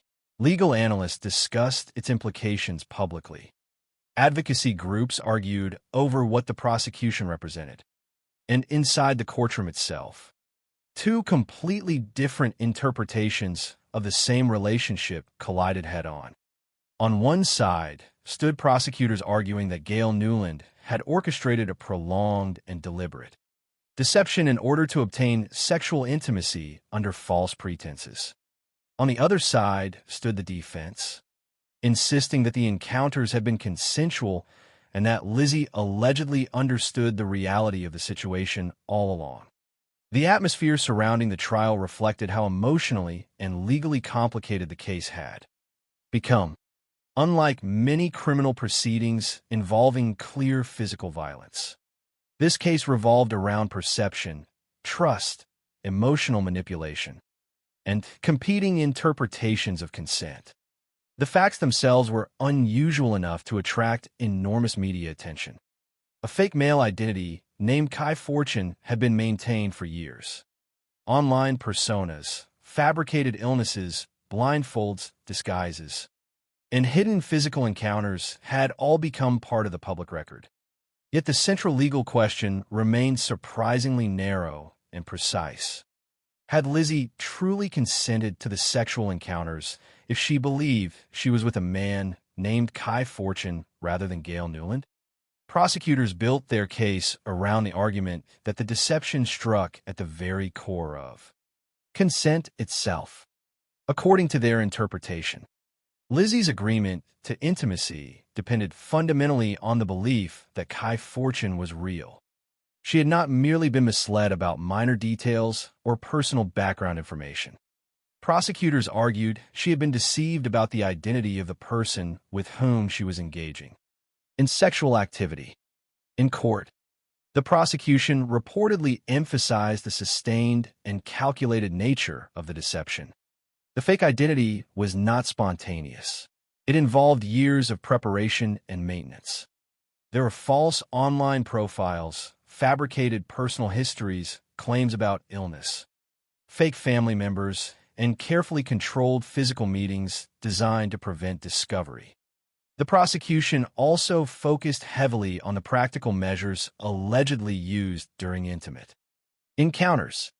According to evidence presented publicly, Gail bound her chest, used prosthetics, altered her voice, and insisted on darkness and blindfolds. Prosecutors argued these actions demonstrated intentional concealment. The secrecy was not accidental. It was allegedly necessary to preserve a lie. In that interpretation, the deception itself became inseparable from the sexual encounters. Every restriction, every excuse, every condition served the same purpose: maintaining the false identity of Kai Fortune. Prosecutors reportedly told the jury that Lizzie consented because she believed she was with a man. Had she known the truth, they argued, she would never have agreed to the encounters. Therefore, according to the prosecution, the consent was invalid because it had been obtained through deliberate fraud about a matter central to the nature of the relationship. The defense presented an entirely different narrative. Gail Nuland admitted creating the Kai Fortune persona. That fact was not disputed. But the defense argued that Lizzie allegedly knew Gail was biologically female and that the encounters were part of consensual sexual role play rather than criminal deception. According to Gail's account, the relationship involved mutual participation rather than unilateral manipulation. The defense therefore challenged the prosecution's portrayal of Lizzie as entirely unaware of the truth. This disagreement created one of the most difficult aspects of the trial because intimate relationships often occur without independent witnesses. Much of the case depended on testimony, credibility, and interpretation. The jury had to decide not only what happened physically, but what Lizzie genuinely believed during the relationship, and whether that belief had been intentionally manipulated. The emotional weight of the testimony reportedly dominated much of the courtroom atmosphere. Cases involving deception can produce a unique form of trauma because victims are often forced to revisit not only painful events, but the collapse of trust itself. For Lizzie, the issue was not merely that she had been lied to. According to the prosecution, she had built an emotional and physical relationship around a person who never existed. Every accommodation she had made out of sympathy and trust suddenly appeared as part of an elaborate manipulation. Public attention surrounding the case intensified throughout the proceedings because the trial seemed to challenge traditional legal categories. British consent law already recognized that certain forms of deception could invalidate consent. But the Nuland case forced courts to consider how far that principle should extend. Legal commentators debated the implications constantly. Some believed the prosecution represented an important recognition that psychological manipulation and identity fraud could fundamentally undermine sexual autonomy. Others worried that expanding criminal liability around deception risked creating dangerous ambiguity. The courtroom, therefore, became more than a place to determine Gail Nuland's guilt or innocence. It became the setting for a broader social argument about truth and intimacy in the digital age. The rise of internet relationships had already complicated ideas about identity. Online, people routinely curate versions of themselves. They exaggerate, conceal, reinvent, and perform.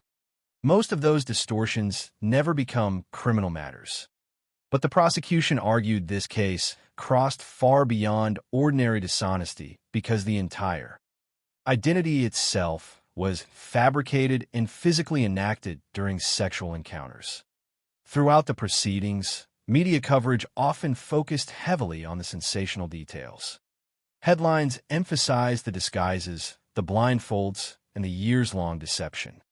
But beneath the sensationalism, the courtroom discussions repeatedly returned to the emotional consequences for Lizzie. According to the prosecution's argument, the deception had not simply embarrassed her.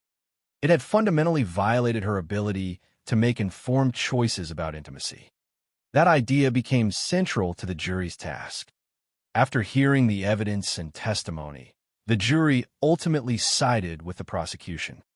In 2015, Gail Nuland was convicted of sexual assault by penetration. The verdict immediately drew national attention because it appeared to establish that certain forms of identity deception could invalidate consent under British law. Gail was sentenced to 8 years in prison.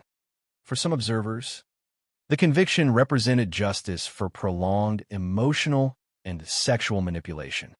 For others, it raised difficult concerns about how courts define identity and consent in increasingly complex social realities. Yet, even after the verdict, the legal battle was not over. In 2016, the original conviction was overturned on appeal due to problems involving the judge's directions to the jury during the first trial. Importantly, the appeal did not conclude that Gail was innocent. Instead, it determined that procedural issues required the case to be retried. That development reignited public debate all over again. The retrial ensured that the case would remain in the national spotlight, continuing to divide opinion across Britain. When the second trial began in 2017, many of the same arguments returned to court. Prosecutors again emphasized deliberate deception, emotional manipulation, and invalid consent. The defense again maintained that the encounters were consensual role play and that Lizzie allegedly understood the truth. By this stage, however, the case had already acquired symbolic significance far beyond the individuals involved. Advocacy groups, legal scholars, journalists, and commentators all viewed the retrial as potentially important for future interpretations of consent law. Once again, the court examined the fabricated identity of Kai Fortune in painstaking detail. The years of messages, the fake online presence, the emotional narratives surrounding illness and insecurity, and the carefully controlled physical encounters all returned as evidence. The prosecution argued that the elaborate nature of the deception demonstrated clear intent. The defense continued challenging the prosecution's interpretation of the relationship itself. Ultimately, the second jury also convicted Gail Nuland. Although the conviction remained, the sentence was reduced from 8 years to 6.5 years in prison. The retrial's outcome solidified the legal conclusion that the courts accepted the prosecution's central argument. Lizzie's consent had been undermined by the deception surrounding Kai Fortune's identity. Even after the second conviction, however, public disagreement surrounding the case never fully disappeared. The emotional complexity of the story prevented simple consensus. Some people saw Gail purely as a manipulative predator who had systematically exploited emotional vulnerability through calculated lies. Others viewed the case as legally and psychologically more ambiguous, particularly given the broader social discussions involving identity and sexuality. Yet regardless of differing opinions, the emotional consequences for everyone involved were profound. For Lizzie, the relationship had ended not with ordinary heartbreak, but with the realization that years of emotional intimacy had been built around fiction. The trauma reportedly extended beyond the deception itself into public exposure. What began as a private emotional catastrophe became national news, discussed across television, newspapers, and online debate. Victims in highly publicized cases often experience a second layer of suffering through media attention, where deeply personal experiences become objects of public argument and speculation. For Gail Nuland, the consequences were also devastating, though in entirely different ways. The fictional identity of Kai Fortune had completely collapsed under legal scrutiny.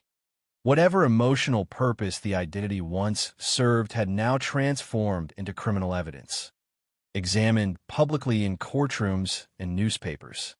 The case turned Gail into one of the most controversial figures in Britain during that period, with public perception shaped heavily by intense media coverage and polarized debate. But perhaps the most unsettling aspect of the trial was what it revealed about modern intimacy itself. The case exposed how emotional trust can become detached from physical verification in the digital age. It demonstrated how identity can be constructed, performed, and emotionally experienced even when entirely fabricated. And it forced courts to confront whether consent can truly exist when the person receiving that consent is fundamentally fictional. Those questions extended far beyond Chester Crown Court. Even after the legal proceedings concluded, the case continued appearing in discussions about cybercrime, manipulation, online relationships, and the evolving boundaries of consent law. It became more than a criminal prosecution. It became a cultural case study in the vulnerabilities created by digital intimacy and emotional dependency. Yet behind all the legal theory and public controversy remained something deeply human and painfully simple. A woman believed she loved someone real, and the courts ultimately concluded that the person she loved had never existed at all.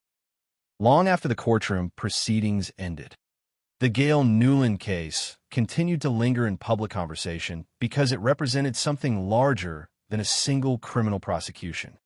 Many true crime cases fade from memory once verdicts are delivered and sentences imposed. This one did not. Years later, legal scholars, journalists, psychologists, victim advocates, and online communities still referenced it when discussing deception, identity, and consent in the digital era. Part of that endurance came from the deeply unusual facts of the case itself. But another part came from the uncomfortable questions it left unresolved. The courts had reached a legal conclusion. Gail Nuland had been convicted. Yet socially and philosophically, the debate surrounding the case remained far more unsettled. At the center of the story was a relationship built almost entirely through controlled perception. Messages instead of presence. Darkness instead of visibility. Blindfolds instead of certainty. Every stage of the relationship depended on carefully managed information. And in many ways, that structure reflected a broader truth about modern digital life itself. Increasingly, people experience each other through curated identities long before they encounter physical reality. Social media profiles, photographs, messaging platforms, and online personas all allow individuals to present selected versions of themselves. Most of the time, these presentations are only mildly altered reflections of reality. People exaggerate confidence, hide insecurity, edit imperfections, or perform idealized versions of their lives. But the Nuland case exposed what can happen when that ordinary performative behavior evolves into complete fabrication. Kai Fortune was not an exaggerated self. He was an invented person. And for years, that invented person existed emotionally as real within another human being's life. One reason the case resonated so deeply was because it challenged common assumptions about intimacy and trust. Traditionally, relationships developed within shared physical and social environments. People met families, friends, coworkers, classmates. Identity was reinforced collectively through community and visibility. But online relationships often function differently. Emotional intimacy can emerge rapidly between people who have never occupied the same physical space. Vulnerability can develop before verification. And once emotional attachment becomes strong enough, individuals may begin protecting the relationship emotionally even when contradictions appear. The Gail Nuland case became a stark example of how that dynamic can be manipulated. It also forced broader discussions about the meaning of consent in the modern world. Legally, the courts concluded that the deception invalidated Lizzie's consent because she believed she was engaging in sexual activity with a man named Kai Fortune rather than Gail Nuland. But outside the legal system, people continued debating where the boundaries of deception should exist within intimate relationships. Some argued the case established an important principle: that informed consent requires truthful identity when identity itself is central to the relationship. Others worried that expanding criminal definitions around deception could create legal uncertainty. Relationships are rarely built on complete transparency. People conceal histories, exaggerate accomplishments, misrepresent intentions, and perform identities constantly. The challenge lies in determining which lies merely damage trust and which lies fundamentally destroy meaningful consent.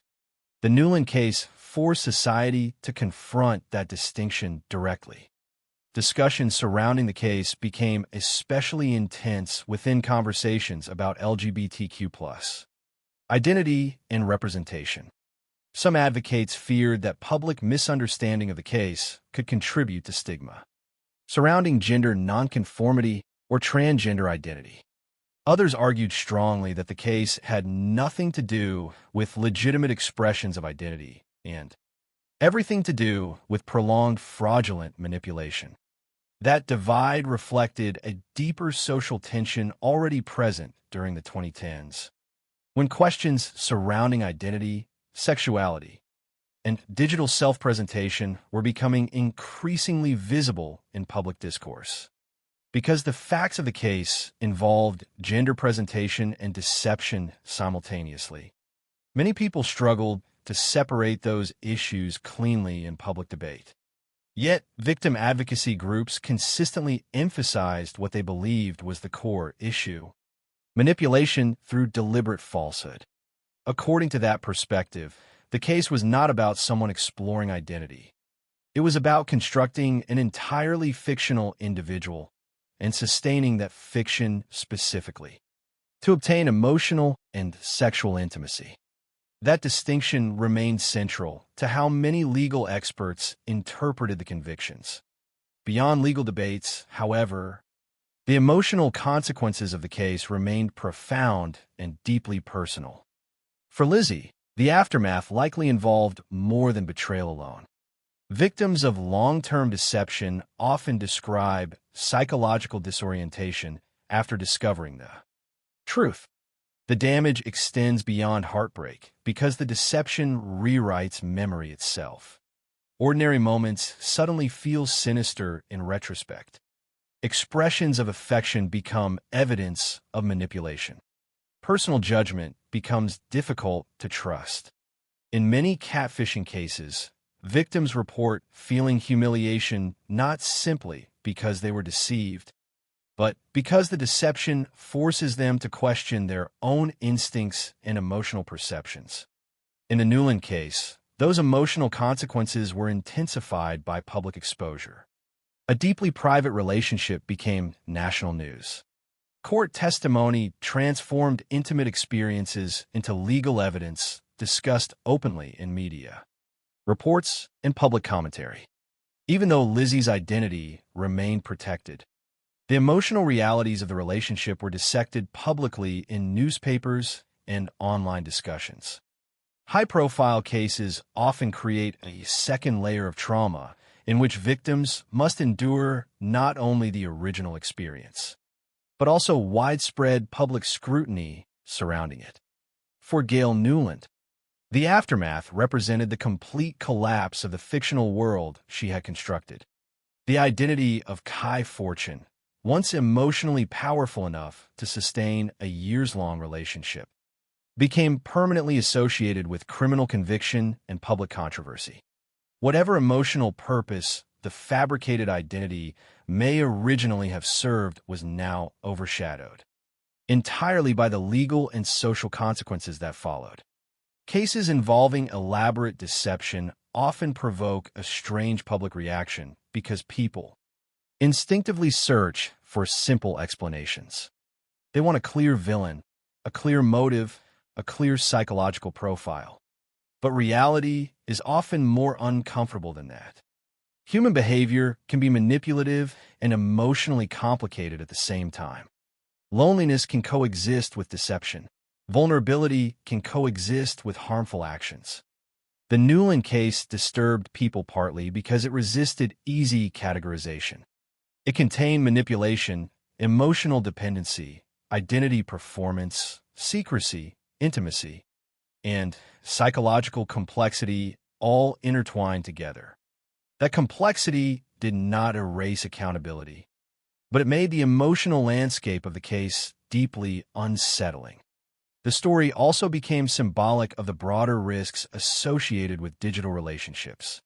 As technology increasingly mediates intimacy, the boundaries between authentic and constructed identity continue becoming more complicated. People can now maintain multiple selves simultaneously across different platforms. They can shape perception carefully through photographs, selective communication, and controlled interaction. In many ways, modern internet culture rewards performance. It encourages people to curate identities rather than simply reveal themselves honestly. Most online relationships never approach the extreme deception seen in the Nuland case. But the case revealed how vulnerable emotional trust can become when identity exists primarily through mediated communication. One of the most haunting elements of the story is how ordinary emotional instincts made the deception possible. Lizzie reportedly adapted herself around Kai's limitations because she believed she was protecting someone emotionally fragile. Sympathy became vulnerability. Compassion became compliance. The relationship survived not because the warning signs were absent, but because those warning signs have been emotionally reframed as evidence of suffering. That mechanism appears frequently in manipulative relationships. Requests that would normally seem alarming become interpreted as acts of care or sacrifice. Over time, the victim becomes increasingly invested in protecting the emotional reality of the relationship itself. The symbolism of the blindfold remained especially powerful in public memory after the case concluded. It represented literal concealment, but also emotional blindness created through trust and dependency. Throughout the relationship, visibility had always been restricted. Darkness protected the illusion. Controlled perception preserved the identity of Kai Fortune. And the moment the blindfold came off became symbolic, not only because the deception was physically exposed, but because reality itself abruptly entered a carefully controlled emotional world. Even years later, the image remained unsettling because it captured the emotional core of the entire case in a single moment. Trust colliding violently with truth. The legal legacy of the case also continued influencing discussions about consent law in Britain. Scholars and commentators frequently reference the prosecution when examining how deception interacts with sexual autonomy. The case became part of broader conversations about psychological coercion, digital manipulation, and the evolving meaning of informed consent. As online relationships become increasingly common, Courts and legal systems continue facing difficult questions about identity fraud and emotional deception. The Nuland case did not resolve all those questions permanently, but it forced them into public view in a way few previous cases had. Perhaps the reason the story continues to resonate is because it exposes something fundamentally fragile about human intimacy itself. Every relationship involves trust in another person's self-presentation. People fall in love not only with bodies or appearances, but with stories, personalities, vulnerabilities, and emotional identities. Most relationships depend on an assumption that those identities are fundamentally real. The Gail Nuland case shattered that assumption in an extreme and deeply disturbing way. It revealed how intimacy can survive temporarily even when built upon fiction, and how devastating the consequences become once that fiction collapses. In the end, the story is not only about deception. It is about loneliness, performance, emotional dependency, and the increasingly uncertain boundaries between reality and identity in the digital age. It is about how people construct versions of themselves online and how others emotionally invest in those constructions. And above all, it is about the irreversible damage caused when trust is manipulated so completely that a person eventually discovers a relationship they believed defined part of their life never truly existed in the form they understood it all. Somewhere at the center of all the legal arguments, public controversy, and media attention remains that quiet image from the hotel room in 2013. A woman removing a blindfold. A moment of realization. The sudden collapse of years of emotional belief. And the devastating understanding that the person standing in front of her was never the person she thought she loved.